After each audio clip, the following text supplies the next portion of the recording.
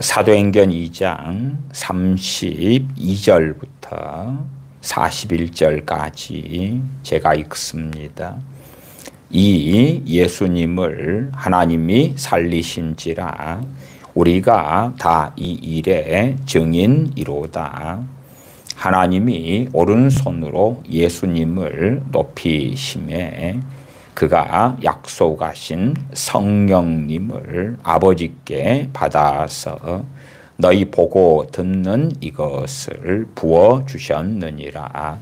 다윗은 하늘에 올라가지 못하였으나 친히 말하여 가로되 주께서 내 주에게 말씀하시기를 내가 내 원수로 내 발등상 되게 하기까지 너는 내 우편에 앉았으라 하셨도다 하였으니 그런즉 이스라엘 온 집이 정녕 알지니 너희가 십자가에 못 박은 이 예수님을 하나님이 주와 그리스도가 되게 하셨느니라 하니라.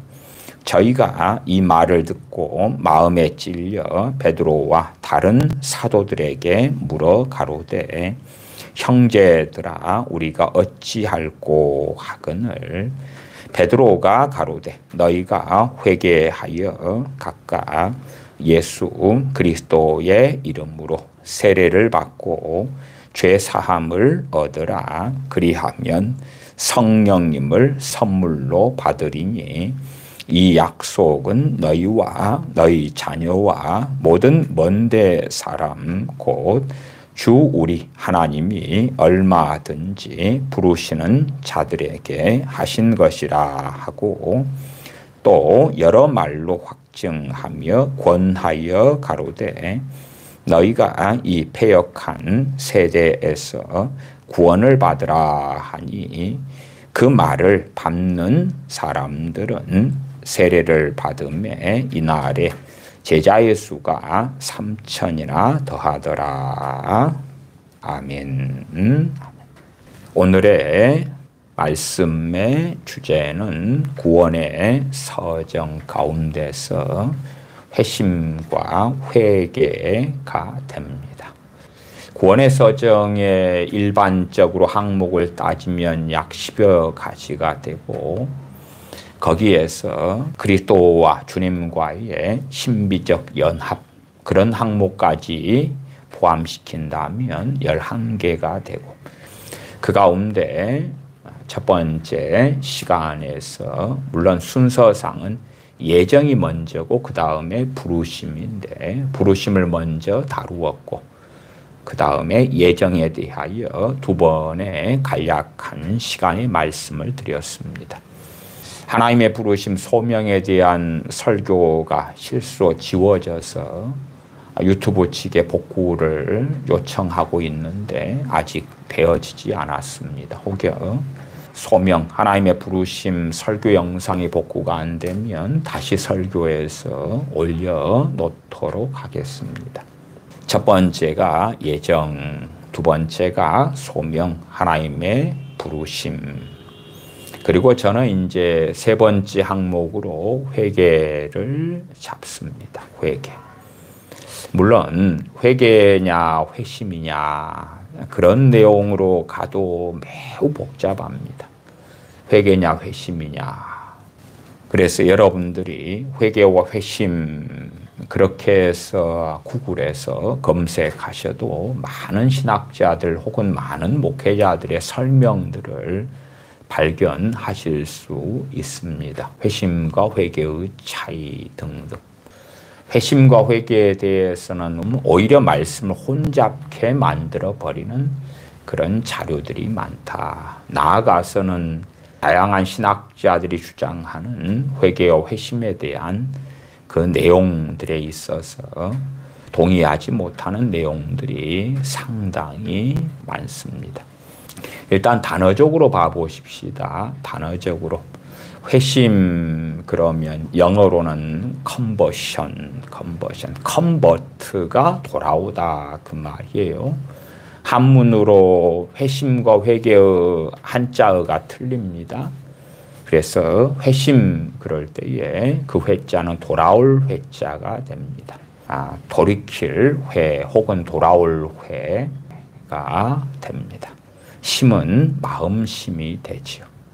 마음으로 하나님께로 돌아오는 것. 마음으로 하나님께 돌아오는 것. 회심. 그 정도 의미만 가지면 차라리 우리가 혼돈과 혼란 속에는 덜 들어올 것 같습니다. 거기에서 한 걸음 나아가서 이제 유명한 신학자들의 견해로 들어가 버리면 상당히 많은 혼동 속에 들어갑니다. 회개할 때의 회자는 뉘우칠 회자입니다. 뉘우칠 회. 개자는 고칠 개가 됩니다. 뉘우치고 고치는 것이지요. 죄에 대하여 뉘우치고 고치는 회개. 물론 우리가 회개 그럴 때에 메타노이아라는 헬라어가 됩니다.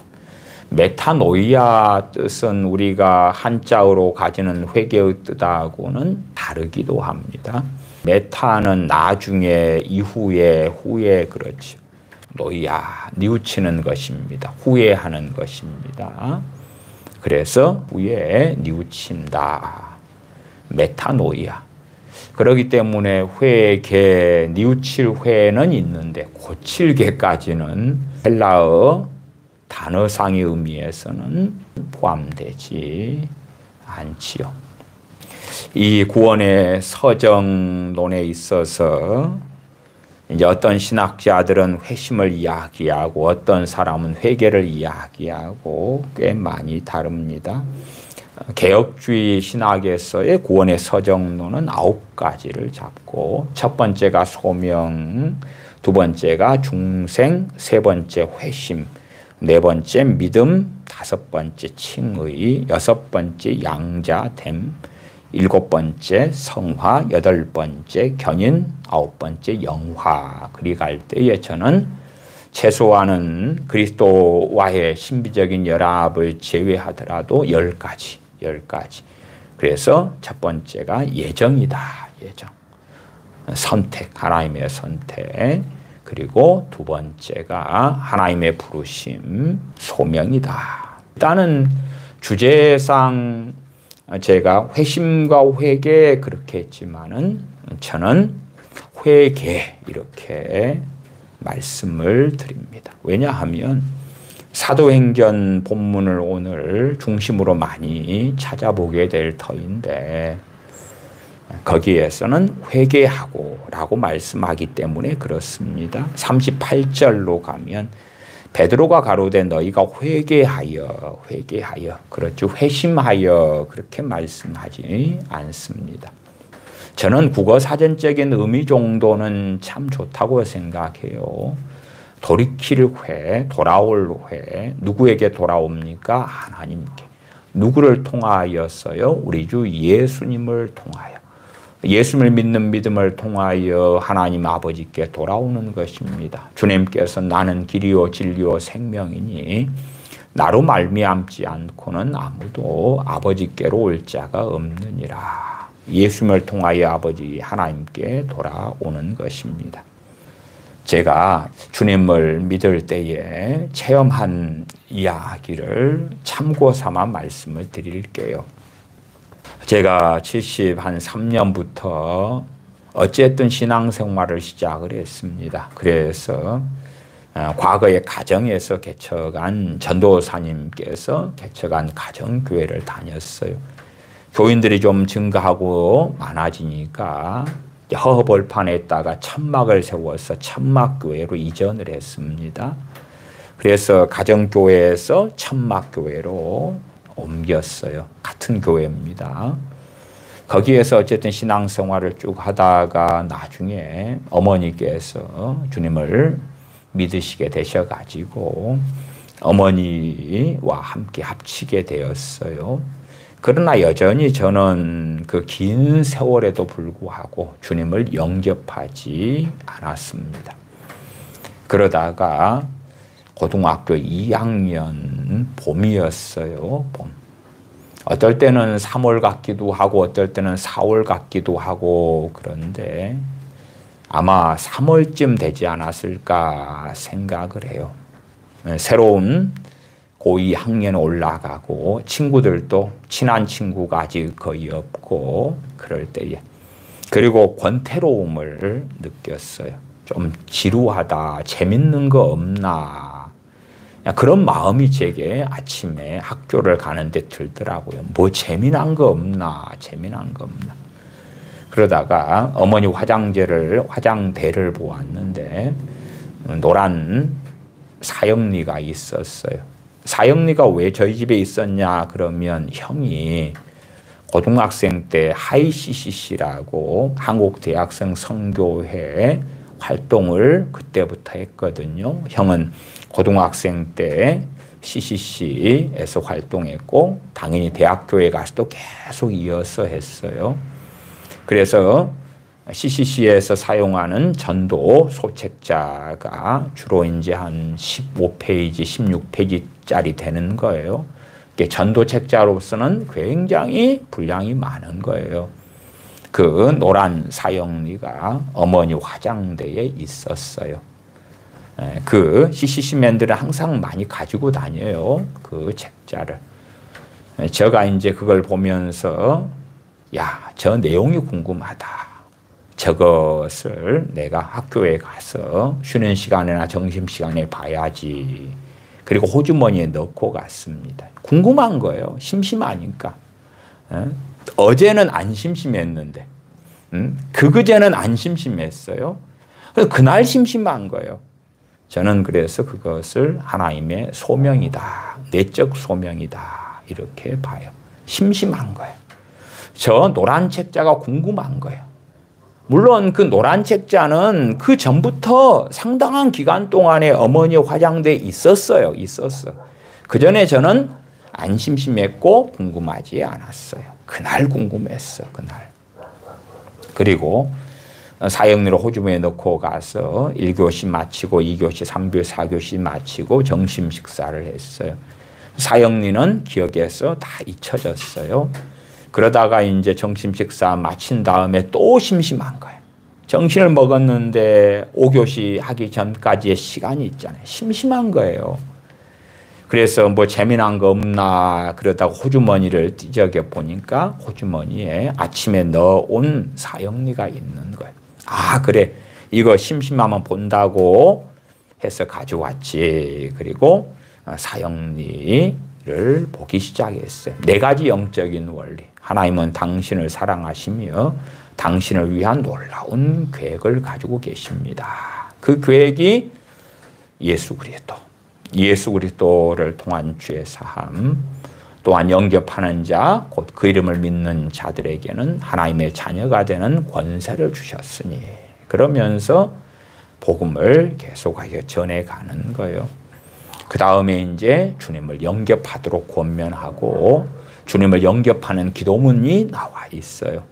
주 예수님, 내가 내 마음의 문을 열고 예수님을 나의 구주, 나의 하나님으로 영접합니다. 내 마음에 들어오셔서 나를 주님께서 원하시는 사람으로 만들어 주옵소서.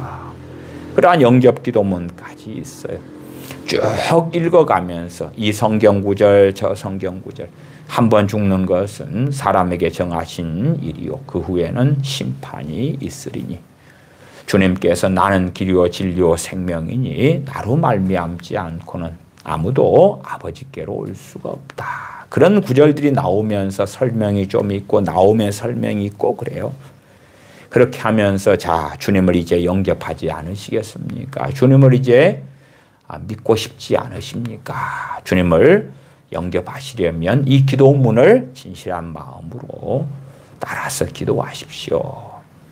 그럴 때에 내가 교회를 다니는 참 그 긴 세월을 보내고 있는데 그리고 여전히 지금도 중고등부에 속해서 예배당에 나가고 있는데 나는 예수님을 안 믿고 있어. 나는 하나님을 안 믿고 있어. 이제 나도 이 예수님을 믿어야 되겠다. 그리고 주님을 영접하는 기도문을 진실한 마음으로 읽고 따라서 기도했어요.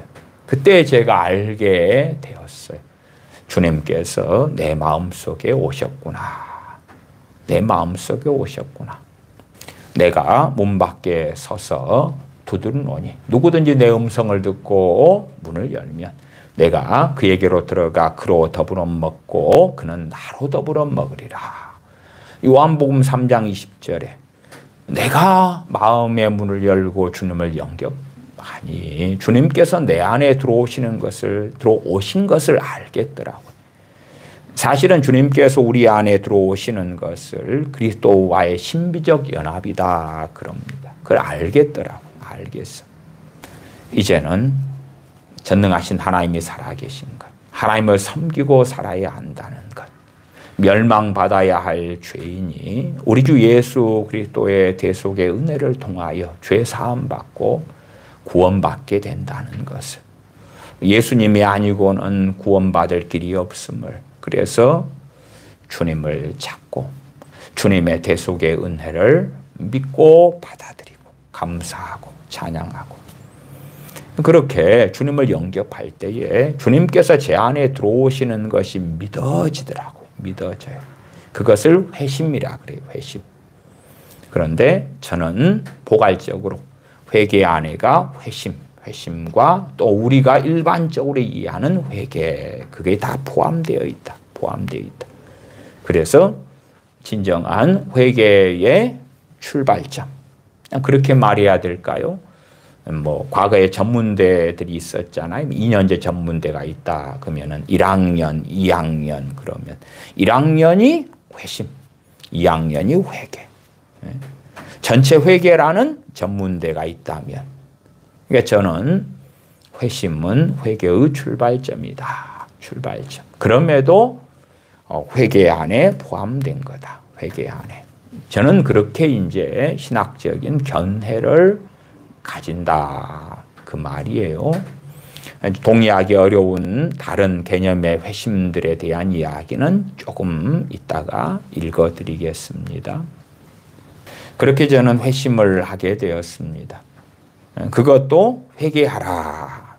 그것하고 같은 거예요. 물론 억지로 그냥 38절에 베드로가 가로되 너희가 회심하여 이렇게 말씀 안 하잖아요. 회개하여. 그러니까 우리는 말씀 그대로 가는 게 옳다. 그 말이에요. 말씀 그대로 가는 게 옳다. 그래서 회개 안에가 저는 회심을 포함시켜서, 그래서 회심도 포괄적인 의미에서는 회개다. 그렇게 말씀을 드리는 거고, 제가 회심을 경험했을 때에 저는 실제적으로 제가 짓고 있는 죄들에 대하여 대부분 자각하지 못했습니다. 주님을 영접하고 믿고 내가 죄인이구나. 예수님이 아니면 구원받을 수 없구나 정도만 느끼고 깨달은 거예요. 사역일을 통해서. 물론 더 근원적으로는 성령님께서 조명해 주시고 역사해 주시고 도와주시는 것이 핵심이었죠.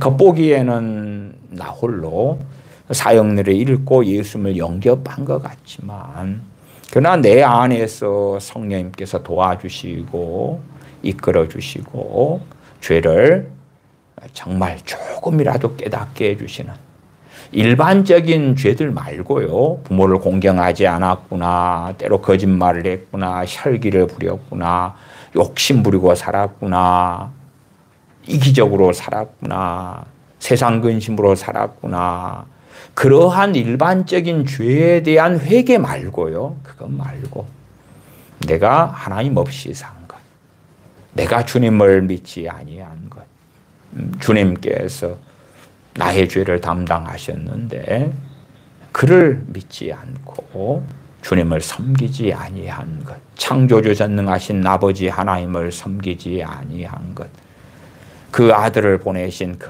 큰 은혜를 깨닫지 않고 믿지 않고 부인하고 살아왔던 것, 그러한 근원적인 죄들,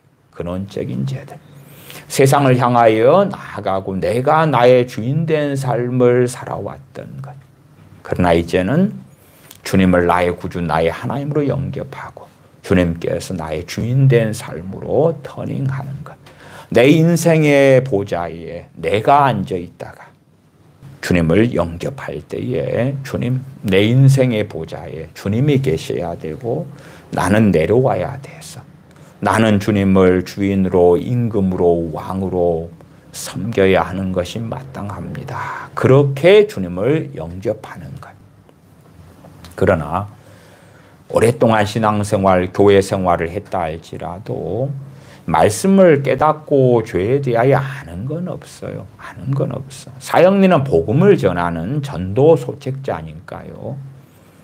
그리고 말씀이 제 안에 심어진 것도 없고, 그래서 죄에 대하여, 일반적인 죄에 대하여 다투고 용서하지 않고 사랑하지 않고 섬기지 않고 이기적이고 자기만 알고 성질내고 살고 짜증내고 살고 원망하고 살고 그런 죄들에 대한 회개는 그때 없었어요. 회심. 그 다음에 이제 많은 경우에 야, 그것이 회개지 하는 것은 언제 겪었냐 그러면 그해 7월 31일 날 겪었어요. 물론 이제 제가 3월 봄에 회심한 다음에 제게는 딱 두 가지의 변화가 있었어요. 다른 것은 제가 달라졌네, 변화됐네 하는 것을 겪지를 못했어요. 두 가지는 뭐가 변했냐 그러면 집에 있는 쪽 성경을 가지고 학교를 다니기 시작했어요. 그래서 점심시간에는 성경을 읽은 거예요. 점심 먹고 난 다음에 성경을 보았어요. 시편과 신약 성경에 있는 쪽 성경. 그 다음에 그 전까지는 사실은 교회 예배당에서나 혹은 어머니가 계실 때나 식사기도하는 흉내를 냈어요. 그러나 이제 그때부터 식사기도, 다른 하루에 5분 기도하고 10분 기도하고 그런 기도 전혀 안 하고요. 학교에서 점심 먹을 때 식사기도를 시작했어요. 그것 하나, 식사기도. 점심 먹을 때만이 아니라 이제 집에 가서 식사할 때도 식사기도를 했겠죠. 그전에는 식사기도를 하지만은 속에서 숫자를 세웠어요. 1개, 2개, 3개, 4개, 5개 이쯤 되면 기도했다고 생각하겠지. 예배당에 나가면 예배당 장의자에 앉아서 숫자를 세는 거예요. 왜? 주님을 안 믿으니까 기도할 줄을 모른단 말이에요. 숫자를 한 10개까지 세워요. 그러면 다른 집사님들 보실 때에 제가 기도하는구나. 예배당에 왔으니까 기도하는 것. 어떤 나무 집에 가도 기도부터 시작하는 것. 근데 흉내를 냈단 말이에요. 근데 거기에서 이제 그날부터. 그러니까 점심시간에 제가 기독교인인 걸 밝히지 않고 저 친구 정훈이가 그리고 식사기도 같은 것도 없다가 이제 식사기도를 하네. 물론 저는 식사기도를 할 때에 기도하는 그대로 표시를 냈어요. 표시를. 두 손 모으고 그 다음에 잠깐 그냥 5초 이런 거 말고 그래도 한 20초 꽤 긴 시간 동안 기도하는구나. 물론 사람에게 보이기 위한 게 아니기 때문에 그 10초, 20초 혹은 30초의 시간 동안에 진실하게 기도를 했어요. 그러지 그냥 대강 눈 뜨고 뭐 한 3초 기도, 5초 기도, 기도하는 줄도 옆 짝꿍이 모르도록 그런 방식은 아니었고. 그러나 특별히 제 삶을 볼 때 원망이나 분노나 혈기나 짜증이나 신경질이나 뭐 조급함이나 이런 것들은 전혀 고쳐지는 것도 없고 달라지는 것도 없었어요. 제 자신의 고집이 세고 아집이 있고 독선적이고 그런 거 전혀 고쳐짐이 없고 깨달음도 없어요. 없어. 그러다가 이제 몇 개월 지난 다음에 중고등부 수련회를 가는 날이 되어졌어요. 그때가 8월 1일 날이에요. 8월 1일 날인데 저는 그전까지는 중고등부에 다녔지만 한 번도 수련회를 간 적이 없어요. 왜? 내가 예수를 안 믿는데. 안 믿는데도 교회를 다니고 있는 것도 신기하지만 안 믿는데 내가 왜 그런데 참석해? 시간 낭비야. 그랬거든요. 그러다가 이제 주님을 영접했기 때문에 나도 이제 크리스천이니까 중고등부 수련회, 은혜 받기 위한 수련회에 나도 참석해야 되겠다. 그런데 이제 어머니께서 교회 집사님들과 밤이 되면 기도회를 하시고 또 교회 교육관에서 주무시고 새벽 기도하시고 그러니까 아침에 출발하는데 저녁에 가서 거기서 자고 그냥 아침에 출발하는 게 편하겠는 거예요. 마음해가. 사실은 집하고 교회까지 걸어서 10분밖에 안 걸려요. 그런데 또 그날 또 하필이면은 그 사형리가 저게 궁금해 그런 것처럼 이상하게요. 그냥 교회가 편하지도 않고 거기서 자면 새벽에도 새벽 예배를 드려야 돼. 그 교육관이 새벽 예배 드리는 곳이에요. 근데 교육관에서 자야지 아침에 출발하는데 혹시 내가 늦잠 자서 못 가면 어떻게 돼? 그런 생각이 드는 거예요. 집하고 거리가 10분밖에 안 되는데. 그래서 수련회 갈 짐을 짊어지고 교육관에 왔어요. 그리고 이제 뭐 할 게 없으니까 일찍 그냥 누워서 자야 되겠다. 그리고 있는 거예요. 그때 이제 어머니 포함 목사님, 사모님 또 다른 집사님들 모여서 교육관이 그래도 평수가 한 60, 70평은 넘던가요? 그 앞쪽에서 기도회를 하시는 거예요. 기도회를. 그런 가운데서 제가 교만함을 깨닫고 혼자 뒹굴고 회개가 시작되는 거예요. 회개가 시작돼. 그러니까 많은 신학자들이 주장하는 회심의 내용이 새 사람이 되고 마음의 변화가 일어나고 그런 방식의 회심이 거듭남 중생으로 간다 그럴 때에는 저 같은 경우는 7월 31일 날 회개가 터지고 뒹굴고 눈물도 콧물이 얼마나 남는가. 교육관이 장판이거든요, 장판. 근데 장판 바닥이 흥건하게 될 정도로 울고 통곡하고 눈물, 콧물이 범벅이 됐어요. 그러나 저는 그날 구원받은 게 아니에요. 저는 3월 달에 사형리를 읽고 그때 주님을 영접하는 기도를 하고 그때 저는 구원받았어요. 그때 저는 회심했거든요. 그러니까 이 신학자들의 회심의 개념을 제가 좀 읽어드릴게요. 이제 보편적인 뭐 이상한 찌라시로 있는 회심 말고 보수 신학이나 유명한 신학자들이 주장하는 회심의 개념이에요. 저는 거기에 동의하지 않는다고 이 장황한 제가 회심했고 그다음 회심 다음에 회개했고 그것을 설명해 드리는 거예요. 저는 명확히 그런 의미에서 경험적으로 회심과 회개를 정확히 인지하고 압니다. 인지하고 알아요. 그러나 저는 이 회심과 회개가 구별되어 있지만은 이것을 싸잡아서 성경에서는 회개라고 말씀한다고 저는 인정한다 그 말이. 성경의 어떤 구절을 회개를 회심하고 회심해라 그렇게 저는 바꾸는데 동의하지 않아요. 저기 이단 사입인 돌 김용옥이라는 사람이 있어요. 한신대 석자 교수였어요. 돌 김용옥은 성경에 있는 회개라는 단어를 회심으로 바꿔야 된다고 주장하는 사람. 회심으로 바꿔야 된다고. 그러나 저는 그런 것에 절대 동의하는 사람이 아니에요. 회개는 그대로 회개인 거예요. 회개는 그대로 회개인 거예요. 그러나 이제 상당히 우리 개혁주의 신학자들이나 보수 신학에서는 마치 회개라는 단어가 회심으로 돼 있는 양 그렇게 만들어 왔던 것이지요. 박형용 박사님 같은 경우도 웨스트민스터 신앙고백처럼 첫 번째가 구원의 서정론에서 소명, 두 번째 중생, 세 번째 회심 그런 거예요. 회심. 물론 저는 그 정도 가지고 틀렸다 그렇게는 극단적으로 말씀을 안 드려요. 저는 이 회심이 회개 안에 들어가 있는 것이고 회개의 출발점이고 그러니까 그것도 틀린 건 아니다. 틀린 건 아니다. 그렇게는 말씀을 드려요. 근데 이제 보편적 신학자들이 이야기하는 회심의 개념이 이런 것입니다. 제가 좀 읽어드리면 회심은 성령님께서 죄인임을 깨닫게 해주시고 예수님 외에는 구원의 길이 없음을 인정하며 전 인격이 죄를 버리고 하나님을 향하도록 결단하는 것을 의미한다.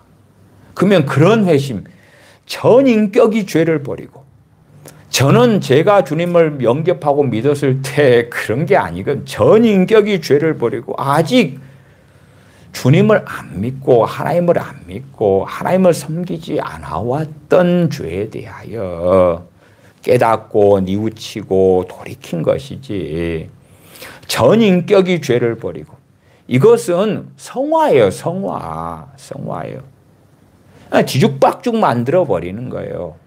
그 다음에 또 다른 유수의 신학자들의 회심 개념이 있어요. 회심은 일시적이거나 부분적인 변화가 아니라 하나님의 자녀로 완전히 새롭게 태어나게 될 때에 진심으로 죄를 뉘우치고 그리스도와 연합하기로 결단하는 것을 의미한다. 네? 부분적인 변화가 아니다.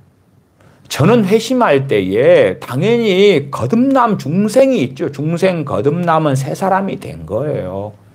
그러나 변화상으로 할 때 영적인 거듭남이지. 그러지 실제로 부분적인 변화도 정말 쥐꼬리만큼도 안 되는 거예요. 겨우 성경 읽기 시작하고 겨우 식사기도 정도 한 것이 다인데, 물론 하나 더 말씀을 드린다면 주님을 영접하고 믿은 다음부터는 이제 점심시간에 제가 칠판에다가 성경 구절을 계속 썼어요. 애들 보고 예수님 믿으라고. 그래서 칠판에다가 성경 구절을 썼어요. 그리고 점심시간 끝나면 지우면 되니까 그냥 낙서하는 것처럼. 그러나 사실은 아이들에게 영접하는 자, 곧 그 이름을 믿는 자들에게는 하나님의 자녀가 되는 권세를 주셨으니, 혹은 요한복음 3장 16절 하나님이 세상 이처럼 사랑하사 독생자를 주셨으니, 그런 구절을 칠판에 썼어요. 그래서 예수님 믿으라고 한참을 그렇게 점심시간마다 했어요. 그렇게 따진다면 그 정도, 3개 정도? 3개 정도? 말고는 제 성격이 바뀐 것도 아니고, 이 아집, 독선, 편견, 성질 내는 것, 짜증 내는 것, 불평하는 것, 뭐 그런 것들이 대단히 바뀌는 인격적인 변화는 거의 없었어요. 그러나 여기 회심을 이야기하는 대표적인 신학적인 관점에서 쓰여진 신학자들의 견해예요. 회심의 뜻이 그렇다. 진심으로 죄를 뉘우치고 그리스도와 연합하기로 결단하는 것을 의미한다. 개혁주의 학술원에 있는 회심에 대한 자료를 읽어드릴게요. 개혁주의 학술원에서는 회심은 죄로부터 돌아서는 회개와 그리스도에게로 나아가는 신앙의 행위를 포함하는 전인격적인 변화를 말한다. 개혁주의 학술원, 개혁주의에서 이야기하는 회심은 회개 플러스 신앙의 행위로서의 변화, 죄로부터 돌아서는 회개와 그리스도에게 나아가는 신앙의 행위를 포함하는 전인격적인 변화다. 전인격적인 변화하려면은 성화가 끝나야지 구원받는 거 아니에요? 성화 끝나야. 이게 성화를 포함했잖아요. 그러면은 전인격적인 변화가 회심이다. 그러면은 누가 구원받아? 누가 구원받아? 아니, 개혁주의 신학에서의 핵심은 믿음으로 얻는 구원이란 말이에요. 행위가 아니라 믿음으로 얻는 구원이에요. 그런데 거기에서 또 다른 이 회심의 개념으로 가니까 뒤죽박죽 섞어 놓은 거예요. 이때는 이 말하고 저때는 저 말하고. 그래서 회심에 대해서 신앙서적도 있고 신학책도 있고 많은 자료가 있지만 유감스럽게도 말씀 혼잡케 하는 것처럼 뒤죽박죽 섞여 있는 것이 매우 많다. 감리교회에서 이야기하는 회심에 대해서도 조금 말씀을 드릴게요. 감리교회에서의 회심. 물론 뭐 감리교 신학을 했다 해서 다 거기에 동의하고 똑같은 말을 하시지는 않을 거예요. 감리교 목사님들이. 근데 감리교 신학의 회심은 이렇게 돼 있더라고요. 주님에 의해서 피동적이고 강제적인 의미에서 회개다. 타의적인 회개다. 그러니까 우리가 회개하라 그런 거 우리가 자의적으로 하잖아요. 그건 회개고 회심이 아니다. 회심은 하나님이 강제로 해줘 버리는 거다. 강제로 바꿔줘 버리고 강제로 회개시켜줘 버리고 그것이 회심이다. 이렇게 이야기해요. 이게 참 감리교의 회심의 개념도 좀 독특하지요. 어쨌든 저는 그런 부분들은 동의하는 건 아니에요. 그런 가운데서 이제 말씀을 좀 보십시다. 자, 오늘 본문 사도행전 2장의 본문인데 실제적으로는 2장 14절부터 읽었어야 됩니다. 그러나 뒤에 좀 짧게 본문을 읽었습니다. 14절로 올라갑니다. 베드로가 11 사도와 같이 서서 소리를 높여 가로되 유대인들과 예루살렘에 사는 모든 사람들아 이 일을 너희로 알게 할 것이니 내 말에 귀를 기울이라. 오순절 성령님의 강림이 있었고 사람들은 세술에 취한 것이 아니냐 할 때에 베드로 사도가 일어나서 복음을 증거합니다. 쭉쭉 내려가십시다. 21절로 가십시다. 누구든지 주의 이름을 부르는 자는 구원을 얻으리라. 지금 회개하라는 말씀은 뒤에가 있는 걸 보았지요. 그런데 핵심이 뭐냐 그러면 베드로 사도는 회개의 핵심이 누가 돼요? 우리 주 예수님이 되는 거예요. 예수님이. 그래서 예수님을 계속하여 전하는 것입니다. 복음의 핵심은 누구를 전하는 것입니까? 우리 주 예수님을 전하는 것이요. 우리 주 예수님을 전하는 것이요. 22절 이스라엘 사람들아 이 말을 들으라. 너희도 아는 바에 하나님께서 나사렛 예수님으로 큰 권능과 기사와 표적을 너희 가운데서 베푸사 너희 앞에서 그를 증거하셨느니라. 저는 회개와 회심을 말씀드리고 회개와 회심 가운데 포함할 단어로는 회개다 말씀드렸고 그러면은 우리에게 회개하라고 우리 주님께서 친히 말씀도 하셨고 사도들을 통하여서도 말씀이 오셨다 그 말이에요. 그러나 회개하려면 그냥 될 수 있는 문제가 아니고 누가 계셔야 돼요? 우리 주 예수님이 계셔야 돼. 우리 주 예수님께서 대속의 은혜를 베풀어 주시는 것이 근거가 되어야 돼. 그렇지 않으면 회개는 가당치 않은 거예요. 가당치 않아. 주님의 피 흘려 주심이 주님께서 우리의 죄악들에 대하여 대신 그 죄악들을 담당해 주심이 죄에 대한 죄값을 지불해 주신 것이 전제가 되기 때문에 회개가 가능한 거예요. 무엇보다도 사도행전 2장에서 증거하는 회개는 하나님께로 돌아오는 것. 전능하신 아버지 하나님께서 그 아들을 보내서 구원받으라. 그 아들을 믿음으로 구원받으라고 외쳤을 때에 아멘, 아멘 하는 거예요. 아버지 하나님께서 아들을 보내셨는데 거기에서 회개하라 그 말은 아들을 믿지 않는 데에서 특별히 유대인들이 그 아들을 십자가에 못 박아 죽이고 부인한 데서 돌이켜가지고 이 나사렛 예수님은 하나님께서 우리의 구원자로 보내신 분이군요. 그렇게 돌이키는 것이 회개다 그 말이에요. 지금 구원 얻는 회개에 대하여 말씀을 드리고 있는 거예요. 구원 얻는 회개에 대하여.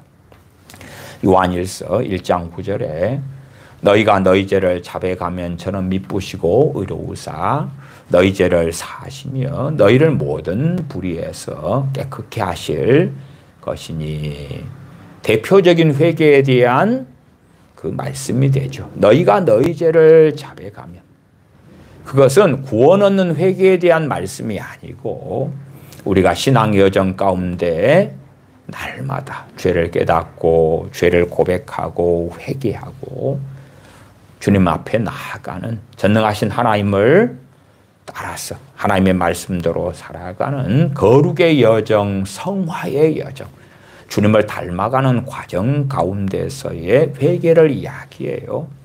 그러나 사도행전 2장에는 주님을 증거해. 전능하신 아버지 하나님께서 구원자로 보내신, 그리스도로 보내신 예수님을 증거하면서 회개를 외치는 것은 너희가 그 구원자 되신 예수님을, 전능하신 아버지께서 주와 그리스도로 세운 그 예수님을 죽였도다. 그 주님을 믿지 아니하고 죽이고만 그 죄악에 대하여 돌이키라는 것이지요. 일반적으로 너희가 도둑질했어, 사기를 쳤어, 거짓말하고 살았어, 왜 원수를 그렇게 사랑하지 않고 살았어, 이웃을 사랑하지 않았어, 그런 죄들에 대하여 책망하고 있는 것이 아닙니다. 최소한의 한자어로서의 기본적인 회심의 뜻. 세상에서 혹은 내가 주인된 삶에서 하나님께로 돌이키는 거예요. 하나님께로 돌이키는 회심. 돌이킬 회, 돌아올 회. 돌이키는 거예요. 누구에게요? 아버지 하나님께로. 누구를 의지하여? 예수 그리스도 구원자 되시는 주님을 힘입어서 우리 주님을 믿는 믿음을 통하여, 우리 주님이 아니면 아버지께로 올 자는 아무도 없으니까. 그렇기 때문에 이 회개 혹은 회심은 하나님의 은혜에 근거하는 것이기 때문에 내가 손이 발이되게 죄를 빌었다 해도 실상은 하나님께서 우리에게 베푸신 은혜가 있기 때문에 가능한 것이에요. 또한 회개할 때에 성령님의 도우심이 있을 때에 진실로 깊이 있는 회개가 가능한 거예요. 그러니까 하나님의 그 은혜, 또한 성령님의 도와주시는 그 은혜가 있을 때에 회개 또한 회심이 가능하다. 그렇기 때문에 회개라는 이것도 단지 우리의 행위에 근거하는 것이 아니다는 것을 이해하셔야 돼요. 물론 성경은 우리한테 회개하라고 말씀을 해요. 회개하라고 말씀해. 그러나 그 신비 속에서 우리가 회개하려 할 때에, 우리가 주님을 믿으려 할 때에 성령님의 도우심, 전능하신 아버지 하나님의 은혜 역사가 그 안에 있는 것이에요. 그렇기 때문에 우리가 강제로 억지로 그냥 우리의 의지력만으로 잘못했다고 막 빌 때에 우리의 마음이 시원케 되지 않아요. 죄가 있을 때 일반적으로 마귀가 역사하고요. 회개가 잘 되었을 때에 마귀 역사가 약해지고 마귀 역사가 어느 때 떠나기도 합니다. 어떤 기도원에 가면 죄 리스트를 쭉 가지고 그걸 주면서 하루 종일 회개하라 그래. 하루 종일. 죄 리스트를 한 200개를 준다고 합시다. 그래서 막 잘못했어요. 근데 회개가 안 돼. 마귀 역사도 안 약해져. 진실로 성령님의 도우심이 있어야지만이. 그래서 사도 바울이 고백했던 대로 나의 나된 것은 하나님의 은혜로라 했던 것처럼 하나님의 은혜를 구하면서 겸비함으로 전능하신 아버지께 나아가며 회개를 도와주시는 성령님의 도우심이 있도록 아버지께 구해야 되는 거예요. 단지 내가 이렇게 저렇게 알고 있는 죄, 그냥 명목상으로 내 교만했어요, 내가 음란했어요, 내가 거짓말했어요, 욕심 부렸어요, 우상숭배했어요, 어쩌고 저쩌고 죄 리스트를 쭉 갖다 놓고 한다고 그렇게 3박 4일을 한다고 회개가 되지 않습니다. 회개가 되지 않아요. 우리가 어떤 죄를 뉘우치고 회개할 때도 진실로는 하나님의 은혜가 있어서 성령님께서 우리의 심령 안에 은혜 주시는 성령님의 도우시는 회개케 하시는 사역이 나타나는 거예요. 그러니까 회개로 하나님께 나아갔을 때 내가 회개를 하고 싶으면 하고 말고 싶으면 만다는 것은 정말 교만하고 어리석은 착각이다. 구원의 서정론, 구원의 서정, 구원의 순서, 구원의 과정, The order of salvation. 예정, 소명, 그리고 회심 혹은 회개. 저는 회심을 회개 안에 집어넣어서 회개 그렇게 웨스터민스터 신앙고백에서는 회심 그러지만 저는 포함시켜서 회개, 성경 그대로 회개란 단어를 사용하기를 원한다고 말씀을 드렸어요. 나아가서 여러 신학자들이 말하는 회심의 개념에는 저는 동의하는 바는 아니다고. 여러 신학자들이 말하는 회심의 개념하고 상당히 유사한 것은 성령 세례, 성령 충만을 받을 때에 벌어지는 회개예요. 그러나 제가 87년 7월 31일 날 회개가 터지는 그 성령 충만한 은혜를 받았지만 그러나 그것도 시작에 불과했던 거예요. 울고 통곡하고 눈물 흘리고 그렇지만은 기껏해야 제 양심에서 죄라고 하는 정도만 가지고 아직도 주님을 진실로 믿은 지는 몇 개월 되지 않고 성경을 점심시간에 좀 읽었다 해도 말씀을 깨닫는 건 아니니까 말씀을 통하여 죄를 제대로 깨닫는 건 아니니까 제 양심에서 이게 잘못됐어 저게 잘못됐어 하는 정도에서만 울고 통곡하고 했던 것에 불과해요. 그래서 많은 신학자들이 말하는 이 회심, 진심으로 죄를 뉘우치고 전인격적인 변화가 나타나고 그런 회심은 신앙의 여정 내내 해가는 것이에요. 그러니까 그런 회심의 개념을 가질 때에 누가 구원받지요? 누가 구원받아요? 이건 은근히 행위구원론을 말하는 거예요. 행위구원론을. 우리가 주님을 통하여 아버지께로 돌아서는 회개. 물론 회심이다. 그래도 맞다고 말씀을 드렸어요. 그러나 저는 회개 안에서 그런 걸 다루기를 원한다.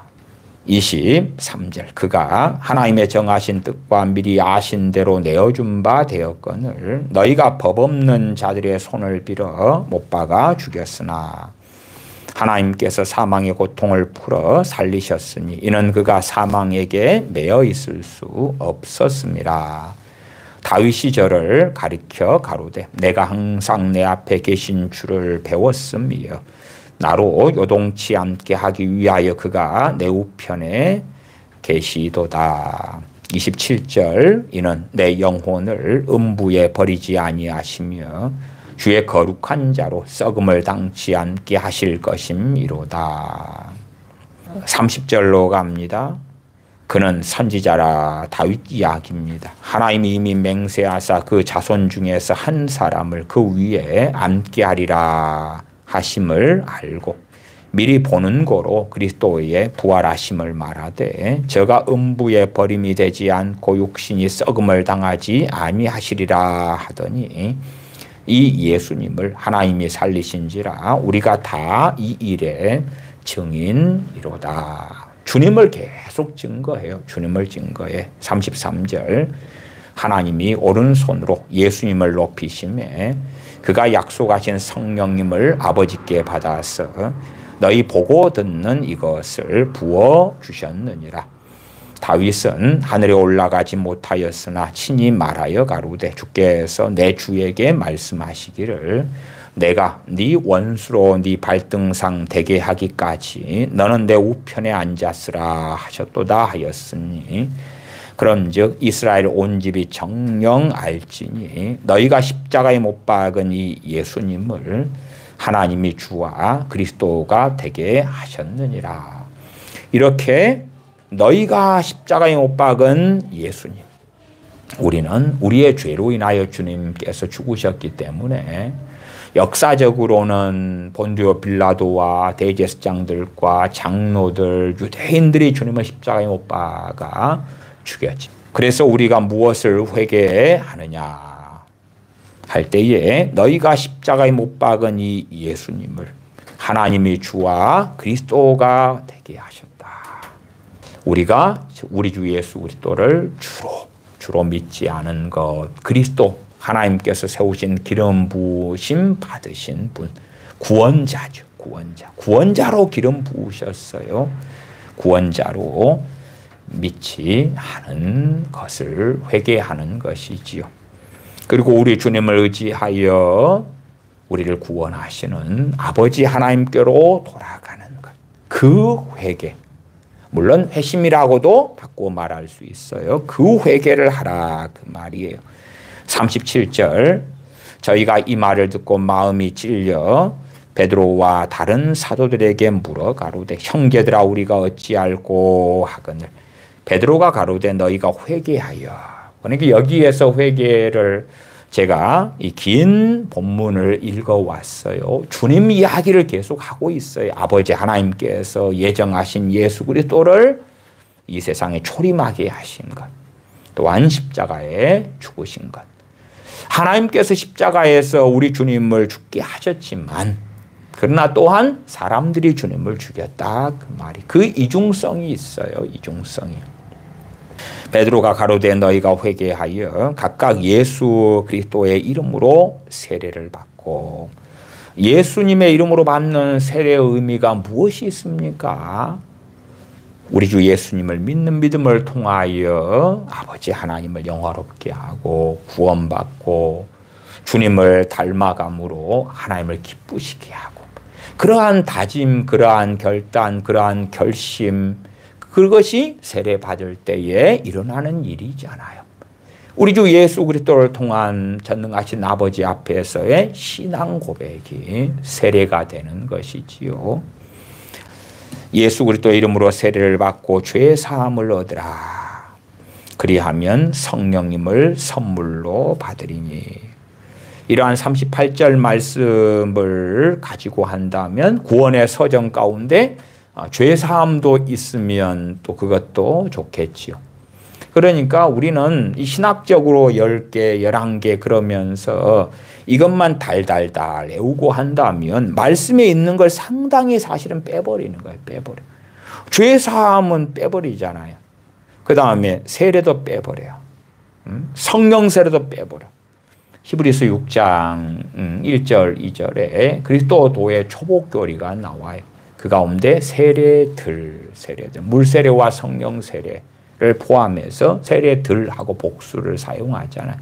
그런 것도 구원의 서정론에서는 빠져 있잖아요. 그러니까 사람의 신학이라는 것은 그냥 한계가 있고 너무 그것에 몰두하다 보면 말씀이 무시되고 멸시되는 경우도 많다는 것도 이해하셔야 됩니다. 사도행전 3장으로 가십시다. 3장으로 가십시다. 3장 19절입니다. 3장 19절. 그러므로 너희가 회개하고 돌이켜 너희 죄 없이 함을 받으라. 이러한 사건 복음을 다시 증거하는 계기가 미문에 앉은 안진뱅이를 베드로와 요한 사도가 성전에 들어가다가 발견하고 내게 은과 금은 없거니와 곧 내게 있는 것으로 내게 주노니 나사렛 예수님의 이름으로 일어나 걸으라 하고 안진뱅이가 일어나게 되는 기적적인 사건을 통해서 다시금 복음을 증거할 기회를 가지게 되었어요. 19절 그러므로 너희가 회개하고 돌이켜 너희 죄 없이 함을 받으라. 회개하고 메타노이아 회개하고 그렇게 증거해요. 그러면서 어떠한 회개를 이야기하냐 할 때 앞에가 다 우리 주님 이야기예요. 주님 이야기. 그러니까 주님을 믿으라. 주님께서 너희의 죄를 위하여 십자가에 죽으셨다. 또한 너희가 주님을 십자가에 못 박아 죽였다. 그런 것들이 쭉 증거되어 있어요. 우리 주님께서 이 땅에 오셔서 순환당하신 그런 것들이 증거되어 있다. 그 위에 14절로 올라가십시다. 너희가 거룩하고 의로운 자를 부인하고 도리어 살인한 사람을 놓아 주기를 구하여 생명의 주를 죽였도다. 그러나 하나님이 죽은 자 가운데서 살리셨으니 우리가 이 일의 증인이로라. 그 이름을 믿음으로 그 이름이 너희 보고 아는 이 사람을 성하게 하였나니 예수님으로 말미암아 난 믿음이 너희 모든 사람 앞에서 이같이 완전히 낫게 하였느니라. 우리 주님을 계속하여 증거하고 있다.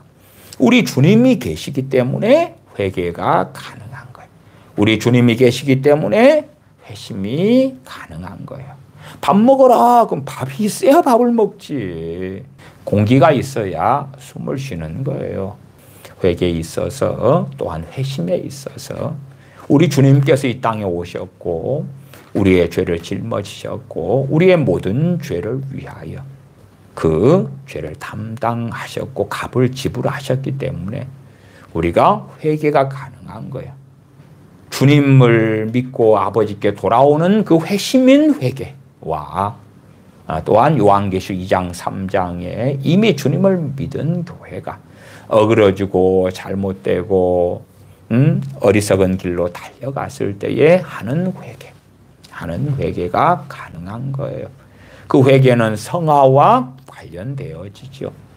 그래서 회개하고 주 예수를 믿으라 해서 회개의 출발점, 또한 진실한 회개의 첫 번째는 주님 믿고 주님을 통하여 아버지 하나님께로 나오는 거예요. 그 은혜에 감사하고 찬양하고 그 아들을 보내신 그 사랑에 감사하고 찬양하고 그것이 당연한 회개의 열매고 결과일 수밖에는 없는 것이다.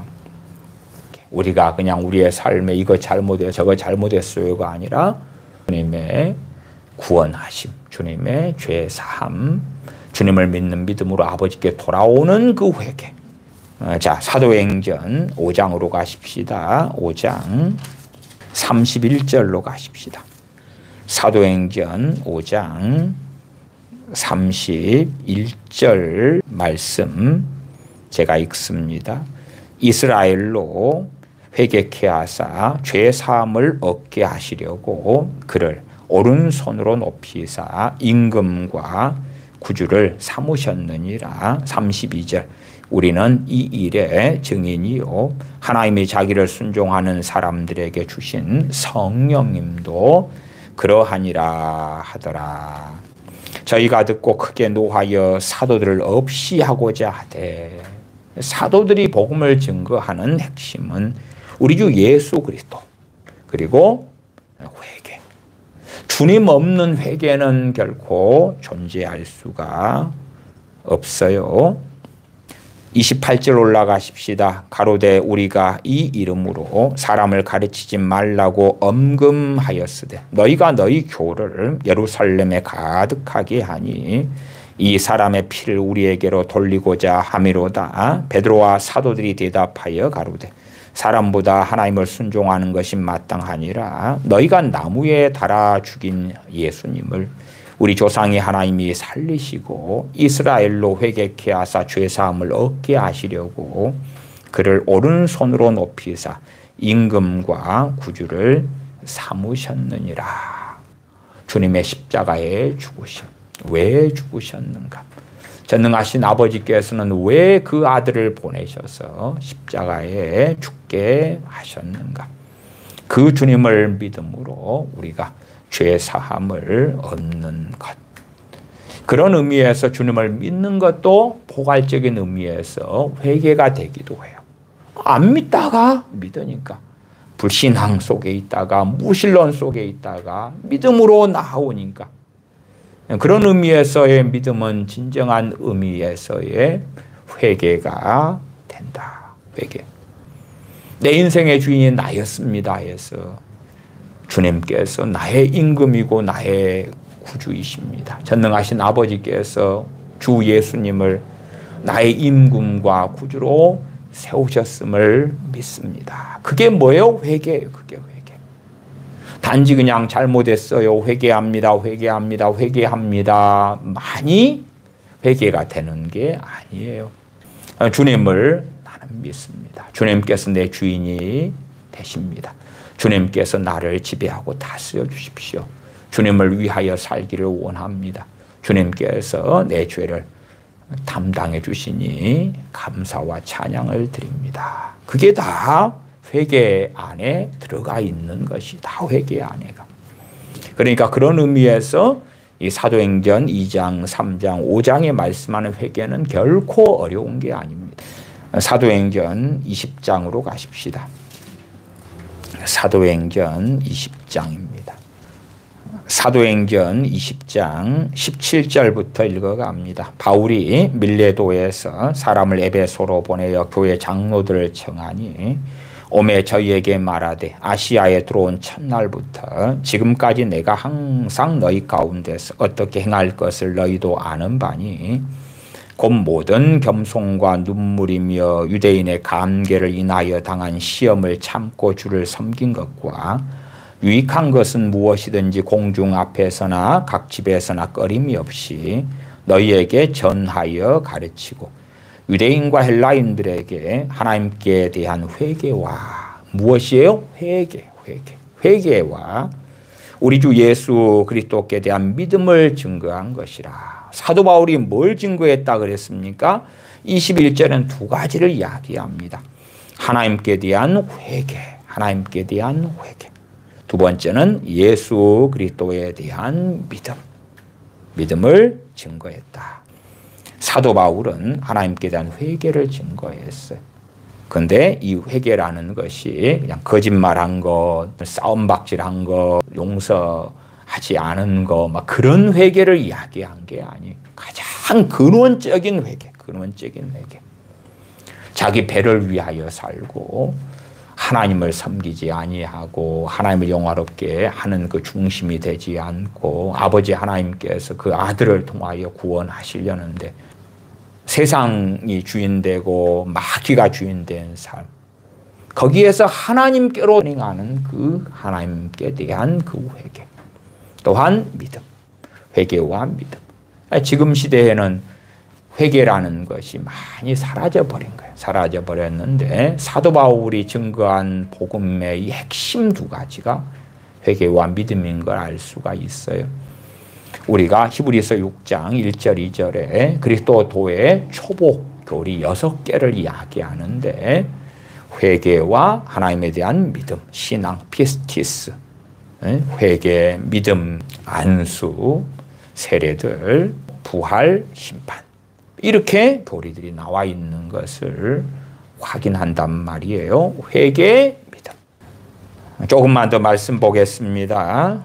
로마서 2장입니다. 로마서 2장 1절부터입니다. 로마서 2장 1절부터 읽어갑니다. 그러므로 남을 판단하는 사람아, 물론 누구든지 내가 핑계치 못할 것은 남을 판단하는 것으로 내가 너를 정죄함이니 판단하는 내가 같은 일을 행함이니라. 이런 일을 행하는 자에게 하나님의 판단이 진리대로 되는 줄 우리가 아노라.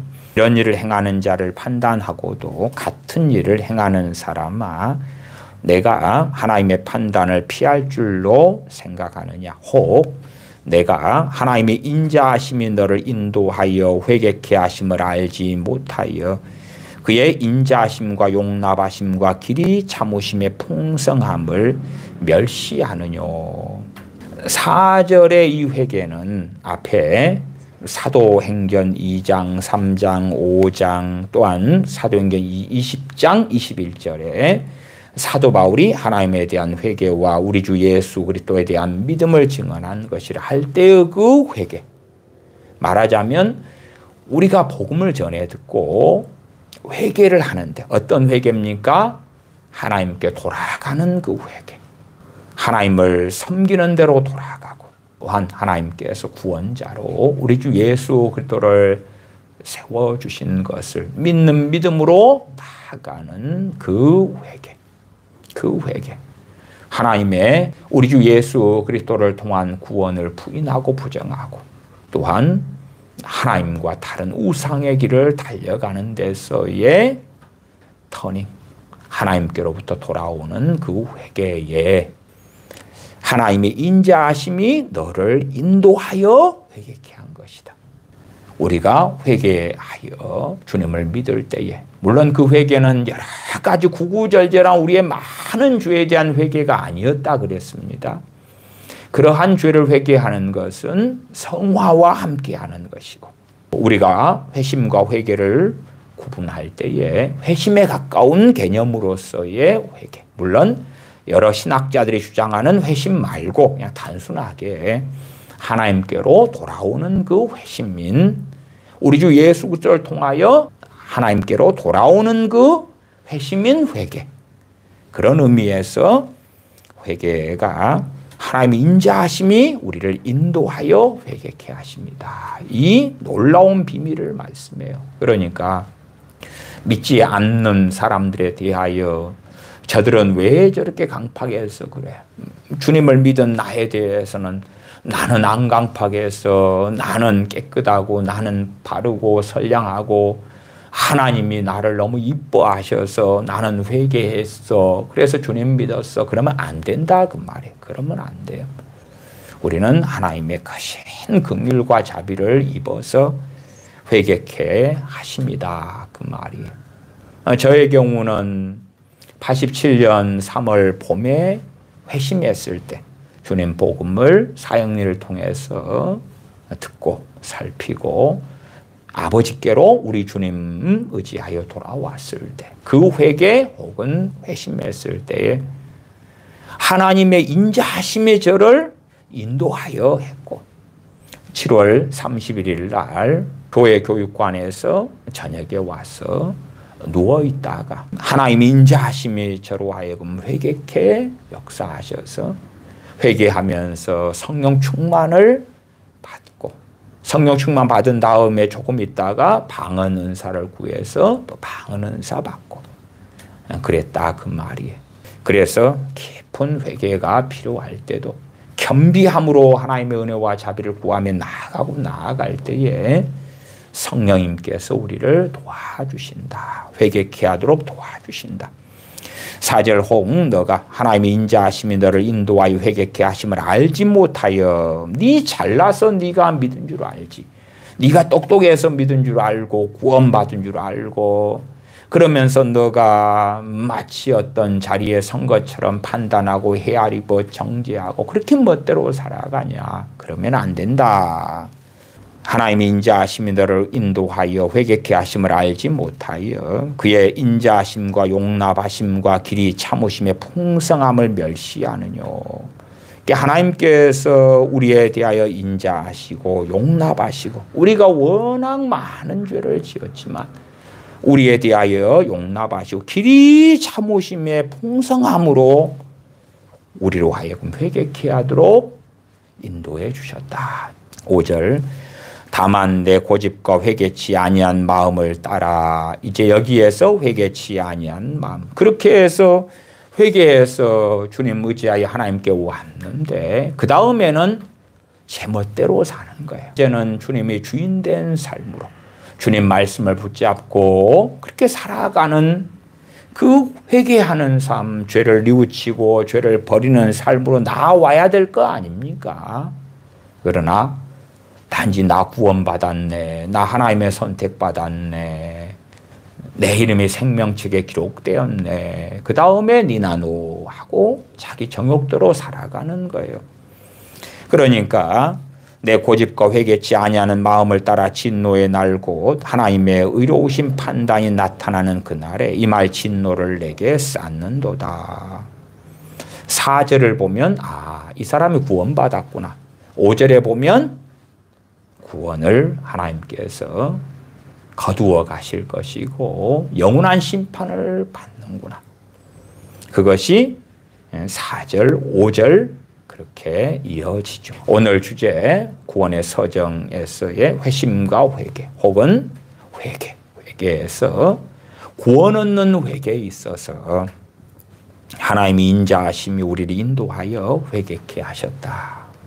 그렇기 때문에 이 회심인 회개에 대하여 전능하신 아버지 하나님의 그 은혜에 감사하고 노래하고 찬양함이 마땅하고, 그렇기 때문에 그 은혜 받아서 회심한 사람, 회개한 사람, 구원받은 사람으로서 이제는 우리의 실제적인 삶 속에서 죄를 깨닫고 죄를 뉘우치고 주님을 닮아가는 그 복된 거룩의 여정, 성화의 여정, 죄들 회개하며 주님 닮아가는 그 여정을 걸어가야 합니다. 기도하겠습니다.